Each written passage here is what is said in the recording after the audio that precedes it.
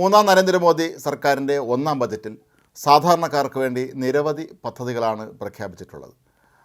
വൈദ്യുതി മേഖലയിൽ സാധാരണക്കാരായ ഏതാണ്ട് 1 കോടിയോളം പേർക്കാണ് സോളാർ പദ്ധതിയുടെ ഗുണം ലഭിക്കുന്നത്. 1 കോടി വീടുകൾക്കാണ് ബജറ്റിൽ സോളാർ പദ്ധതി പ്രഖ്യാപിച്ചിട്ടുള്ളത്. പ്രധാനമന്ത്രി സൂര്യഘർ മുഫ്ത് ബിജിലി പദ്ധതിക്ക് നേരത്തെയും മികച്ച പ്രതികരണം തന്നെയാണ് ലഭിച്ചിട്ടുള്ളത്. വൈദ്യുതി നിരക്ക് കുറയ്ക്കാൻ സഹായിക്കുന്ന ഈ പദ്ധതിയിൽ ഇതിനോടകം 1.28 കോടി രജിസ്ട്രേഷനുകളും 14 ലക്ഷം അപേക്ഷകളും ലഭിച്ചു കഴിഞ്ഞിട്ടുണ്ട്. സൗരോർജ്ജം പ്രയോജനപ്പെടുത്തി സാധാരണ കുടുംബങ്ങൾക്ക് ഗണ്യമായ സാമ്പത്തിക ആശ്വാസം നൽകുന്ന രീതിയിലാണ് ഈ പദ്ധതി രൂപകൽപ്പന ചെയ്തിരിക്കുന്നത്. മേൽക്കൂരയിൽ സോളാർ പാനൽ സ്ഥാപിക്കുന്നതിലൂടെ 15,000 രൂപ മുതൽ 18,000 രൂപ വരെയാണ് കുടുംബങ്ങൾക്ക് പ്രതിവർഷം ലാഭിക്കാൻ കഴിയുന്നത്. മാത്രമല്ല, സോളാർ പാനൽ ഇൻസ്റ്റലേഷൻ, മെയിൻ്റനൻസ് എന്നിവയിൽ സാങ്കേതിക വൈദഗ്ധ്യമുള്ള നിരവധി യുവാക്കൾക്ക് പുതിയ തൊഴിലവസരങ്ങൾ ലഭ്യമാവുകയും ചെയ്യും.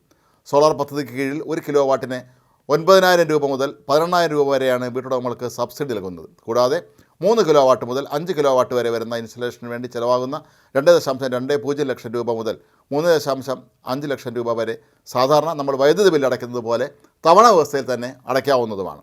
2016 ആരംഭിച്ച ഈ സോളാർ പദ്ധതിയുടെ കപ്പാസിറ്റി 2.7 ജിഗാവാട്ടായിരുന്നു. എന്നാൽ വരും വർഷങ്ങളിൽ ഇത് 40 ജിഗാവാട്ടായി ഉയർത്തുകയാണ് ലക്ഷ്യം.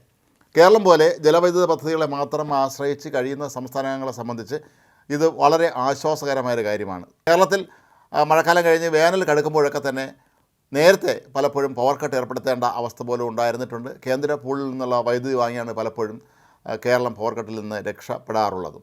ഇതിനായി വലിയ കനത്ത തുക തന്നെയാണ് സംസ്ഥാനം പലപ്പോഴും ചിലവാക്കേണ്ടി വരുന്നത്.